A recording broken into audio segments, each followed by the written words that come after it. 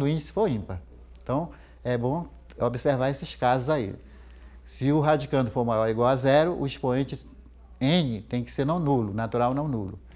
Se o radicando for negativo, o expoente ímpar, né? Então, quando o n for ímpar e o n menor que zero, também vai existir a raiz. Continuando, nós temos agora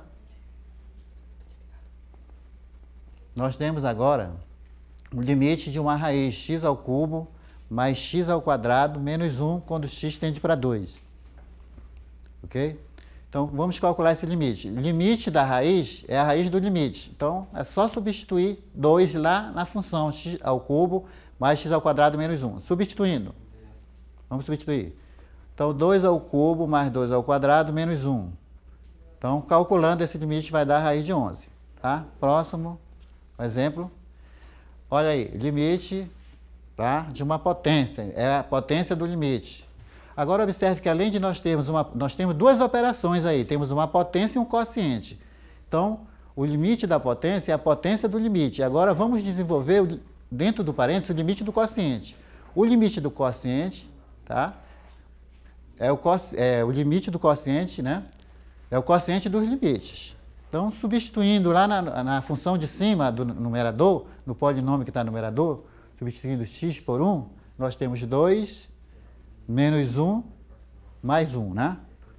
E lá embaixo, substituindo 3, continuando, substituição. Então, substituindo x por 1 no numerador, que é 2 vezes 1 ao quadrado menos 1 mais 1, e embaixo 3 vezes 1 menos 2, nós vamos encontrar 2 elevado a 2, que vai ser 4. Continuando.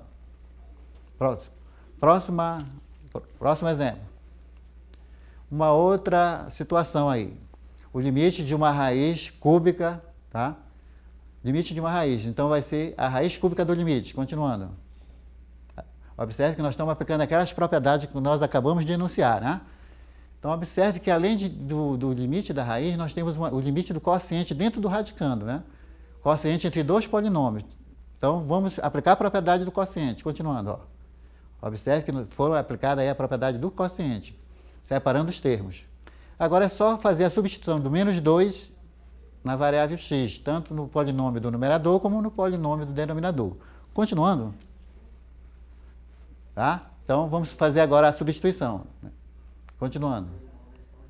Então, foi substituído menos 2 ao cubo, mais 2 vezes menos 2 ao quadrado, menos 3 vezes menos 2, mais 2. No denominador, procedendo da mesma forma, né?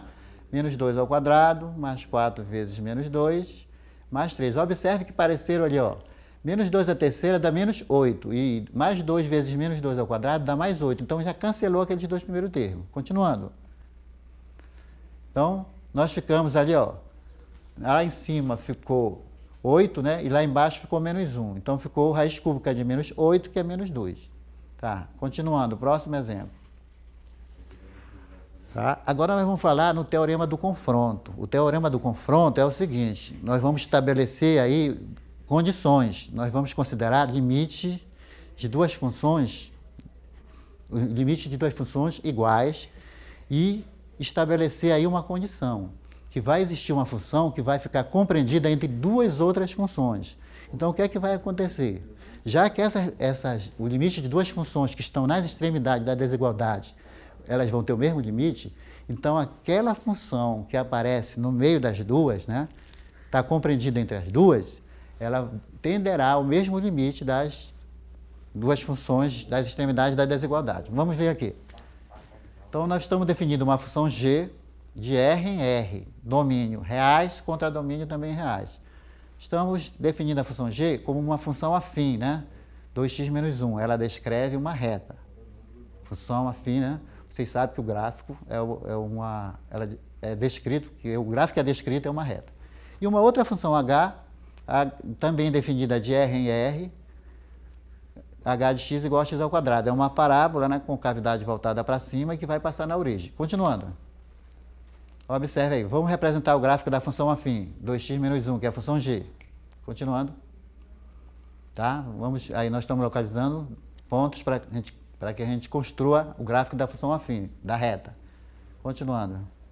Tá? Então, em 2 pontos, então traçamos a função afim. Continuando. Tá? Então aí nós temos a função g. Agora vamos localizar a função h, que é a parábola. Continuando. Um ponto ali onde a parábola vai passar, menos 1 em 1, ela vai passar na origem e depois ela vai ser descrita aí, ó. Continuando. Então observe que nós temos duas funções, a função g e a função h, ambas definidas no mesmo ponto 1. Observe que o que é que nós vamos analisar? O que é que está acontecendo quando nós nos aproximamos de 1? Tá? Todas as duas funções, tanto a reta como a parábola, a função g e h, elas são definidas no ponto 1. Continuando. Agora nós vamos fazer o seguinte, aquilo que eu falei para vocês, nós temos duas funções, tá, definidas no mesmo domínio, elas têm o mesmo intervalo de definição. Quando eu falo vizinhança reduzida, são os pontos que estão próximos do ponto que eu estou considerando, excluindo esse ponto, né? São apenas os pontos vizinhos, quando nós nos aproximamos. Então, seja f uma função tal que existe uma vizinhança reduzida de 1, então essa vizinhança reduzida que eu estou falando são pontos bem próximos de 1. Aquela barra lá está dizendo vizinhança reduzida, que são os pontos próximos de 1, excluindo o ponto 1. Em que, ó, observe que a função g, representada pela função afim, observe que tem uma função f de x entre as duas funções, a função g, representada pela função afim 2x menos 1 e a função h, representada pela função x ao quadrado. Qualquer que seja o x pertencente, qualquer que seja o ponto próximo de 1. Então, olha só, se nós vamos determinar o limite daquelas funções que estão nas extremidades da desigualdade, o limite da função 2x menos 1 e o limite da função x ao quadrado. Como aquela função f de x está no meio das duas, ela vai tender para o mesmo limite, já que as três elas são definidas no mesmo domínio. Continuando. Então, aí nós tínhamos essas duas funções construídas. Agora vai aparecer uma que está também amarrada entre elas. Ó, essa vizinhança que eu falo são esses pontos aí que estão naquele destaque amarelo, próximo de 1. Quando eu digo vizinhança reduzida, eu estou considerando todos os pontos ali em amarelo, excluindo o 1, né? O 1 ela não é definida em 1, só todos os pontos próximos de 1. Continuando. Então, observe que essa função f é aquela que vai aparecer no meio das duas, é como se fosse um sanduíche, né? As duas funções f e h, tá? São as funções que estão nas extremidades da desigualdade. E a função f, é a que em azul, é que está exatamente no meio, é como se fosse um sanduíche. Como essas funções das extremidades das desigualdades têm o mesmo limite, elas vão forçar com que essa função f, que está entre elas, tenha o mesmo limite delas. Continuando. Então, observe lá. Tá, próximo. Então, aí nós estamos mostrando, né, que as três funções, tanto a g como a h e como a f, essa que apareceu no meio, todas elas estão definidas nos mesmos pontos próximos de 1, na vizinhança reduzida de 1. Quando eu digo reduzida é porque são todos os pontos próximos de 1, exceto o ponto 1. Continuando. Então, olha só, quando nós formos calcular o limite da função g, que é a reta 2x menos 1, a função afim, quando x tende para 1, substituindo 2 vezes 1, 2 menos 1 vai dar 1. Se eu substituir lá na outra função, x ao quadrado, quando eu substituir 1, então o que é que eu percebo? Que os limites dessas funções que estão nas extremidades da desigualdade é 1. Então, como a função f está entre elas, forçosamente elas vão forçar com que a função do meio tenha o mesmo limite 1. Então, nós temos aqui, ó, uma definição. Existe uma vizinhança de 1. O que é essa vizinhança de 1? São pontos próximos do ponto 1. Tal que, tá? A função f de x é aquela que está no meio, ó. Se ela está entre as duas funções das extremidades, para qualquer ponto próximo de 1, o limite da função, aquilo que eu falei para vocês, o limite da função, devido a ela estar entre as duas forçam com que ela tenha o mesmo limite, tá? Que é a das extremidades. Então, o limite da função f de x, aquela que está no meio, também vai ser 1 quando se aproximar de 1, já que as três funções têm o mesmo domínio de definição. Continuando. Agora nós vamos fazer uma definição mais precisa desse teorema que a gente chama de teorema do confronto ou teorema do sanduíche. Então, aquilo que eu falei para vocês, são três funções, né? F, G e H, reais de variáveis reais, e tem um número real, um ponto lá, tá? Onde esse ponto tem uma interrupção desse ponto. Nós vamos considerar só os pontos próximos, tá? De A. Quando eu digo vizinhança reduzida de A, são os pontos próximos de A, contida no domínio de cada uma dessas três funções. Então, esse domínio, tá?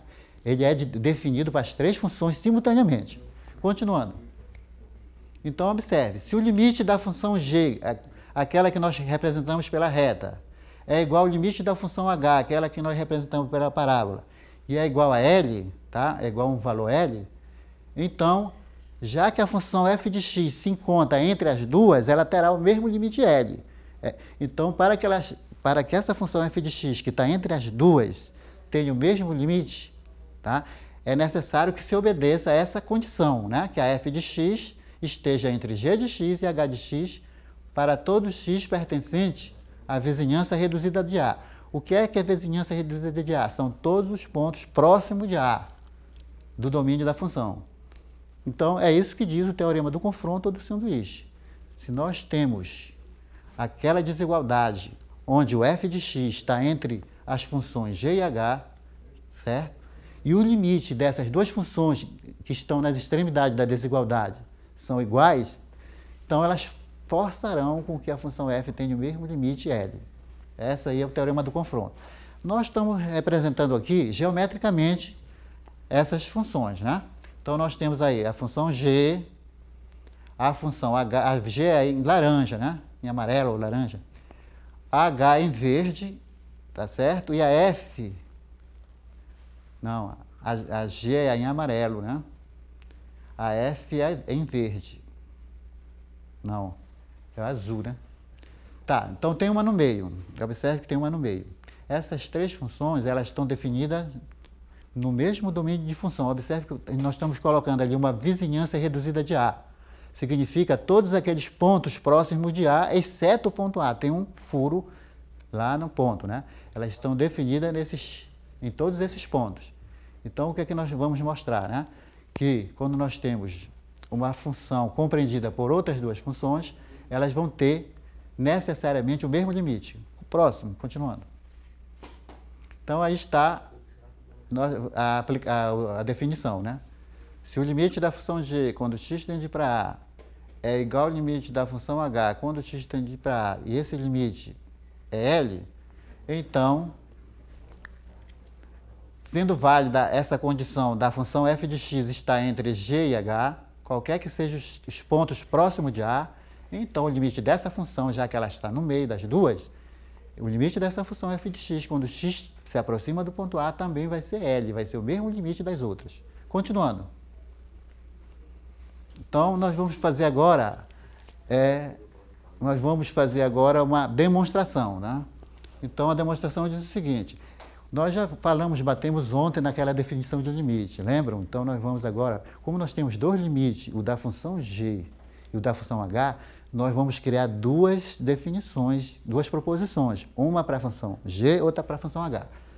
Então, nós temos o limite de f de x quando x tende para A é igual a L, que é o mesmo limite da função h de x quando x tende para A. Para todo número real positivo epsilon, vai existir dois números reais positivos, Δ1 e Δ2, porque nós vamos ter duas funções se aproximando do mesmo limite. Então, vocês sabem que quando o f de x se aproxima do limite, lá no eixo do x, o x se aproxima do ponto, né? Então, daí nós temos duas condições. Continuando. Então, olha só, aquela definição de limite diz que quando o x se aproxima de A, essa distância corresponde ao número real positivo muito pequeno. Então, quando os valores da função g de x se aproximarem de L, essa distância também será representada por um número epsilon, que é um número real positivo infinitesimal, muito pequeno. Observe que quando nós estamos trabalhando com módulo, g de x menos L menor que epsilon, significa que a função g está numa vizinhança simétrica, ou seja, ela está no meio, a função g de x está no meio, e as suas extremidades, ela está equidistante das extremidades. Uma extremidade é L mais epsilon e a outra é L menos L.